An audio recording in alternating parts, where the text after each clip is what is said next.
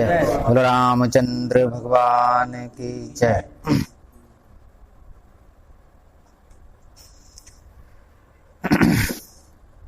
कल जो सती जी को शंका हो रही थी कि जो परब्रह्म है, जो निज तंत्र हैं, वे किस प्रकार ऐसे पत्नी के वियोग में दुखी हो सकते हैं।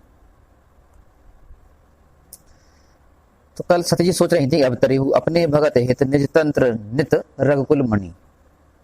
जो खुद में निज तंत्र हैं, खुद के ही तंत्र से संचालित हैं, वे कैसे दुखी हो सकते हैं। निज तंत्र, निज तंत्र का मतलब है तंत्र माने सिस्टम और निज माने ऑटो सिस्टम, यानी खुद के सिस्टम से चलने वाले। और जो व्यक्ति को परम लक्ष्य भी है निज तंत्र। लेकिन व्यक्ति आम बोलचाल की भाषा में कहता जाइए कि हम तो भाई अपनी मन की सुनत हैं, अपनी मन की करत हैं, इसलिए अपने निज तंत्र पे जियत हैं। तो वो निज तंत्र और जनिज तंत्र में क्या अंतर है फिर? कि जो निज तंत्र में, यहां सती जी कह रहे हैं कि जो अपने निज तंत्र में रहने वाले हैं वे किस प्रकार दुखी हो सकते हैं। तो आम व्यक्ति भी यही कहते हैं कि हम भी अपने निज तंत्र में जियत, हम भी अपनी मानत और काऊ की नहीं मानत, अपने आगे हम काऊ की नहीं मानत, कहे ना कहे लेकिन मन में वाकई जो ही है। और फिर जो निजतंत्र वो निजतंत्र में है का अंतर। ये कौन सा निजतंत्र है? जो निजतंत्र जब आए, जब वाला निजतंत्र, जो निजतंत्र की यहाँ बात हो रही है, जो जब आए जब व्यक्ति खुद को तंत्र नष्ट हो जाए, बाकी नष्ट होते नहीं, जो आप है निजतंत्र।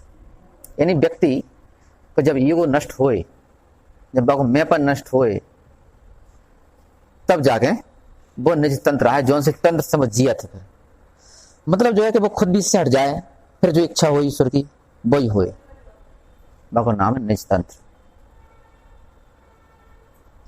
अब निज तंत्र का मतलब है कि जैसे जागरण जो नहीं, कोशिश नहीं करनी चाहिए। शंकर जी ने कोशिश करी, समझाओ सती को बहुत कि जी बे ईश्वर हैं, लेकिन नहीं मानी। और नहीं मानी तो समझाने के बाद फिर भाई निज तंत्र पे आ गई बात। अब जब तक भी समझा रहे थे तब भी निज तंत्र नहीं था उनको, ईश्वरी को तंत्र था। और अब बाकी बात भी कहें कि ठीक है भाई नहीं मान रही तो तुम परीक्षा लो और जैसे तुम्हारा शंका मिटे तुम्हारे अंदर की वैसे ही काम करो। तो जब ईश्वर की माया है, ईश्वर की मर्जी से वे कह रहे हैं कि ठीक, तो निज तंत्र का मतलब है कि ईश्वर के तंत्र को मानना ही निज तंत्र है। तो रामा लागना और उपदेश यद्यपि कहू शिव बार बहु, रामा बोले बेहस महेश हर माया बलो जान जिए।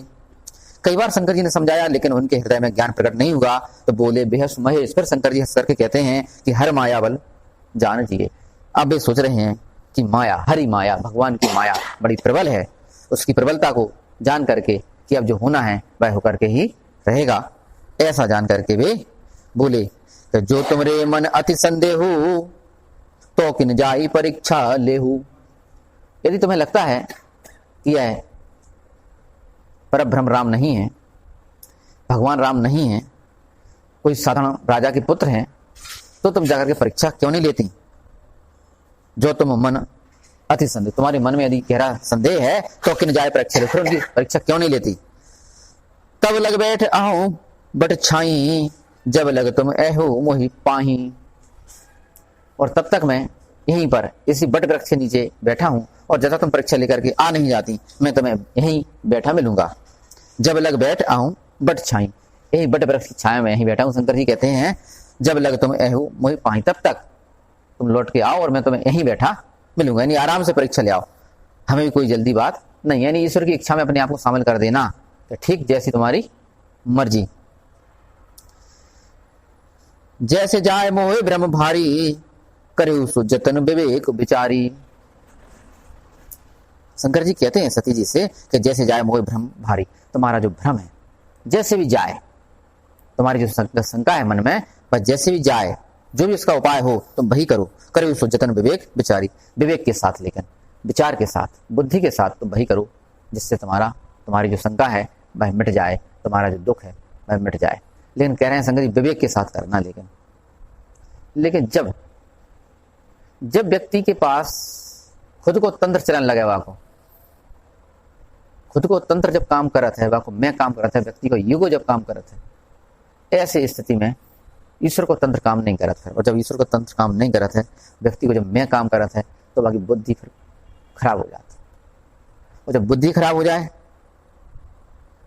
तो फिर विचार को कोई मतलब ही नहीं रहे। तक बुद्धि खराब है नहीं कि विचार तो फिर गड़बड़ आही। लेकिन शंकर जी क्या जरूर है कि करे उसको जतन विवेक विचारी, बुद्धि और विचार के साथ काम करना, और वही काम करना जिससे तुम्हारा जो भ्रम है वह मिट जाए। चली सती शिव आयुष पाई, वो करही विचार करो का भाई। ऐसी स्थिति में व्यक्ति का जरूर है जब कोई गलत काम करने जाए और कह दे दूसरे से, भाई तुम्हें आज्ञा तो दी थी, कह देते क्या आज्ञा दी थी, जबकि उन्होंने आज्ञा नहीं दी। शंकर जी ने कब कही? विरोध में कह रहा है कि जाओ परीक्षा ले लो, भाई नहीं मान रही तुम तो, आज्ञा नहीं कही जाती ऐसी स्थिति में। लेकिन व्यक्ति साफ साफ का तुमने साफ साफ कही, देखो कंफ्यूजन कैसे हो व्यक्ति को। व्यक्ति शब्द पकड़ के कहते हैं तुमने साफ साफ कही जाओ परीक्षा ले लो, बात तो सही कह रहा है नहीं, जो तुम्हारे मन अति संदेह तो कहीं जाई परीक्षा ले, स्पष्ट तो कह रहा है शंकर जी। लेकिन कह रहे भाव समझो, भाव जो है कि नहीं कह रहे मना कर रहे वे, कहूं को भाव समझने पड़ा बात। और व्यक्ति शब्द पकड़त, और भाव जब समझ में नहीं आए, जब बुद्धि भ्रष्ट हो जाए तब भाव समझ में नहीं आत। और बुद्धि भ्रष्ट आत है स्वार्थ के कारण, और स्वार्थ का मतलब मैंपन, स्वार्थ माने मैं ही सब कुछ हूं, मैं ही सबसे बड़ा बुद्धिमान हूं, ऐसी बात मन में आ जाए, स्वार्थ आ जाए तो बुद्धि भ्रष्ट हो जाए, बुद्धि भ्रष्ट हो जाए तो विचार भी नष्ट हो जाए, और जब विचार नष्ट हो जाए तो फिर तो काम गलत होने ही होने हैं। तो वे कह रहे हैं कि आज्ञा ले ली शंकर जी से और चली, जो कि हकीकत जो है कि शंकर जी ने कोई आज्ञा नहीं दी। चलिए सती जिस सिवाय उस पाई यो करही विचारे करो का भाई। और लेकिन मन में कोई ऐसा विचार नहीं आता है, मन में कोई ऐसा उपाय सोच तो रही है। शंकर जी ने कही थी कि विवेक विचारी, बुद्धि के साथ सोचना और फिर कोई उपाय करना। लेकिन उन कहती है सती जी सोच रही है कि मेरे मन में कोई उपाय नहीं आ रहा है, मैं कैसे इनकी परीक्षा लूं। यहां शंभु असमन अनुमाना, दक्ष सुता कहूं नहीं कल्याणा। यहाँ शंभु अस मन अनुमान, यहाँ शंकर जी मन ही मन में अनुमान लगा रहे हैं, सोच रहे हैं कि दक्ष की पुत्री का कल्याण होने वाला नहीं है। दक्ष सुता कहूं नहीं कल्याण, दक्ष की पुत्री यानी सती जी का अब कल्याण संभव नहीं है, क्योंकि उन्हें सोचे ले ये परीक्षा लेने की। मोरे कहे न संशय जाही, वो विधि विपरीत भलाई नाही। शंकर जी कह रहे हैं कि मोरे को है न संशय, जब मेरे कहने से भी, मेरे समझाने के बाद भी यदि संशय नहीं गया, यानी इनका भ्रम नहीं गया, इनकी शंका दूर नहीं हुई, तो मोरे कहे न संशय जाही, तो विधि विपरीत भलाई नहीं। अब समझो कि विधाता ही विपरीत हो गया है। अब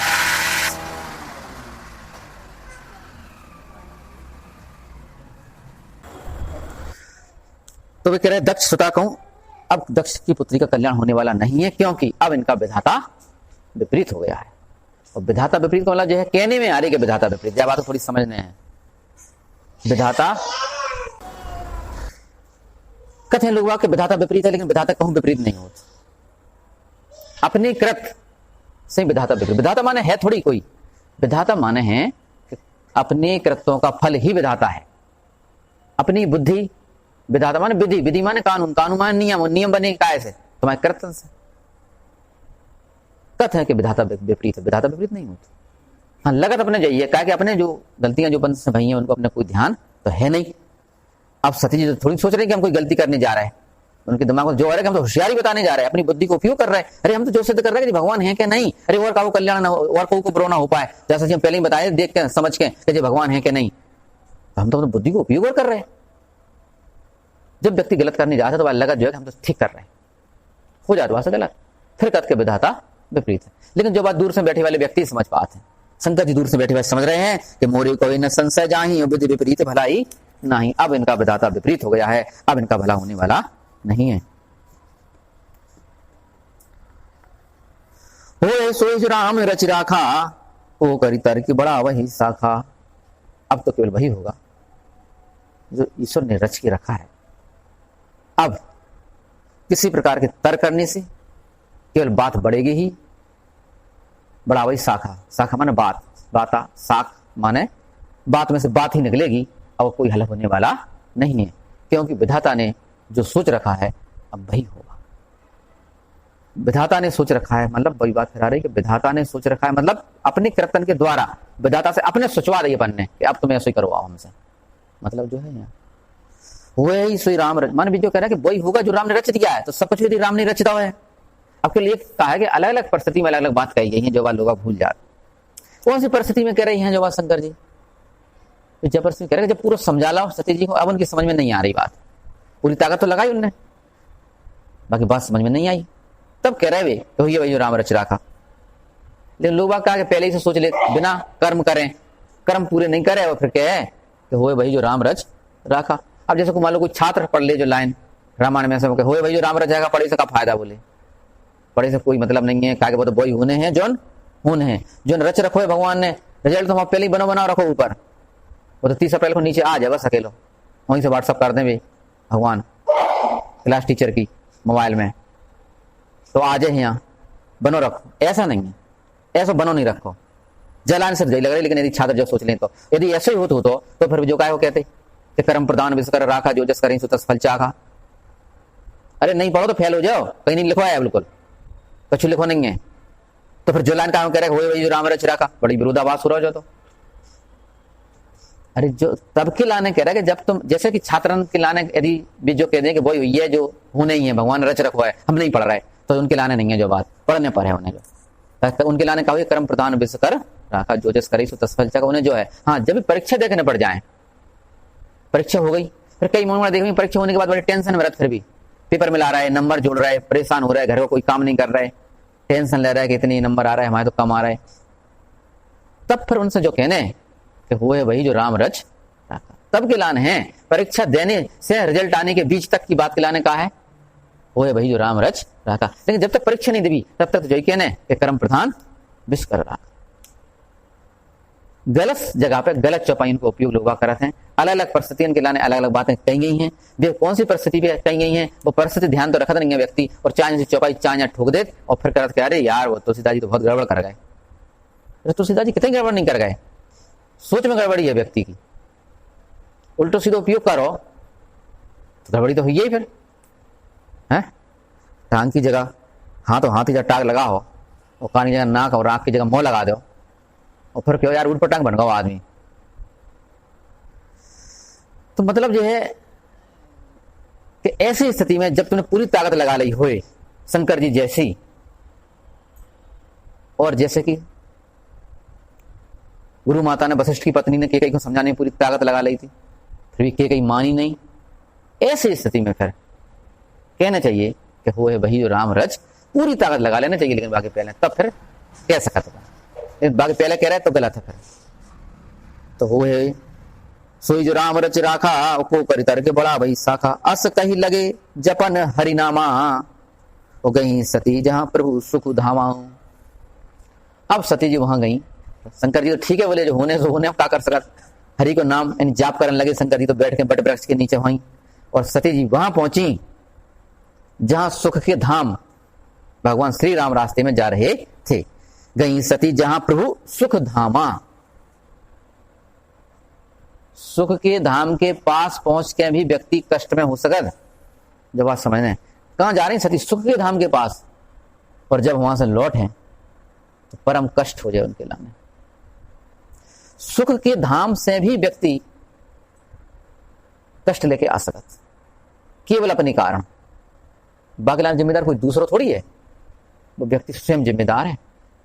सुख के धाम से, सुख को धाम का लोग कहां है, सुख को घर है, सुख को समूह है, सुख को भंडार है, सुख ही सुख है, सुख के अलावा जा कुछ और दूसरी चीज न होए, ऐसी जगह से जो दुख लेके आ जाए, का कहें बाकी बुद्धि का के खराब हो जाती। व्यक्ति की बात हो रही है, सती जी तो पात्र है केवल समझाने के लाने, तो जब व्यक्ति की बुद्धि खराब है होत है तो ऐसी स्थिति हो जाती है कि सुख के धाम के पास भी जाकर दुख लेके आते हैं। और शंकर जी जप रहे हरि को नाम, जब बात में भी रहस्य, तो जब व्यक्ति को जो लगे कि हमने तो बहुत सकाव को समझाओ, तुमने कोई अपनी करीबी को समझाओ और वो गलत करने जा रहा और वो नहीं मान रहा, तुमने पूरी ताकत लगा ली, वो मानने तैयार नहीं है, और तुम्हें दिख रहा हो बस अब जाओ गलत होने वालों है, जो शंकर जी को दिख रहा हो कि सती जी को गलत होने वालों है, ऐसी स्थिति में जब तुम कुछ नहीं कर पा रहे हो, संकट आने वालों है या संकट आ चुको है और अपने हाथ में कुछ है नहीं, कछु कर नहीं सकत, मजबूर हैं, तो एक काम बचत है, हरि को नाम जपो, केवल हरि को नाम, और कोई उपाय है नहीं तुम्हारे पास। ठीक है, संकट कट है, निकल जाए समय संकट को, लंबो कितनो हुए, हरि के नाम जपने से संकट को समय जल्दी निकल जाए। बल्कि समय तुम्हें तो उतनी निकले जितनी में निकलने वाले, लेकिन तुम्हें महसूस थोड़ा कम हुई है। इसलिए शंकर जी ने कहा, अब वैसे घबराते रहते कि चली गई सती, अब क्या हुई है, अब तो उनको बस वहां से निपट के आने, खेल खत्म है, बुद्धि खराब हो चुकी है, अब टेंशन लेते तो लेते, शंकर जी ने टेंशन बिल्कुल नहीं ली। क्या कर रहे कि अस कही लगे जपन हरिनामा, और गई सती जहां प्रभु सुख धामा। पुण्य पुण्य हृदय विचार कर, धर सीता कर रूप, आगे हुई चली पंथ ते जेहि आवत नर भूप। जहां से रामचंद्र जी आ रहे थे, जिस रास्ते से, उसी रास्ते से आगे की ओर से, यहां से रामचंद्र जी आ रहे तो आगे की ओर से, आगे की ओर से सती जी ने सीता जी का रूप धारण किया और उनके सामने पहुंच गई। देखो, पुण्य पुण्य हृदय विचार, विचार तो उन्होंने बहुत करोगे, परीक्षा लई कैसे जाए इनकी। देखो, जब परीक्षा लेना हो तो परीक्षा काय के ले जाते, परीक्षा ले जाते बुद्धि की, कि यदि बाकी में बुद्धिमान हुई है तो जब पहचान जाए, नहीं हुई है तो नहीं पहचान पे। तो आई परीक्षा ले बैठी तो उन्होंने क्या करो, पहले तो सोची कि विचार करो तो क्या करें, कैसा परीक्षा लें कि है भगवान क्या नहीं, इनकी बुद्धि भी चलत है कि नहीं, यदि भगवान है तो इनकी बुद्धि चलत हुई है। तो उन्होंने कहा करो सीता जी का रूप धारण कर ला, और सामने से आई। तो पुण्य पुण्य हृदय विचार, बहुत सोच विचार करके धरि सीता कर रूप, और सीता का रूप धारण कर लिया। और जो विचार मन में नहीं आई कि जब सीता जी को हरण होगा तो एकदम प्रकट तुम हो कैसे जाओ, एकदम प्रकट तुम हो गई तो शंका तो एकदम आ ही नहीं। आदमी व्यक्ति आएगी बिल्कुल नहीं सोचा, जब व्यक्ति होशियारी बता है तब बिल्कुल भी नहीं सोचे कि सामने वाले के पास भी बुद्धि है। तुम एकदम आ कैसे गई, प्रकट कैसे हो गई सामने, और वो भी सामने के रास्ता से। मानो जौन आश्रम से रामचंद्र जी आ रहे थे तो वही रास्ता से आई तो कुछ बात आती, लेकिन सामने कैसे आ रही। तो बुद्धि जब व्यक्ति के पास ज्यादा हो जाए तो दूसरे को बुद्धिहीन समझने लगा, और वही व्यक्ति दुख को कारण है। तो सती जी बिल्कुल बुद्धि नहीं लगी, सामने के रास्ता से आ रही।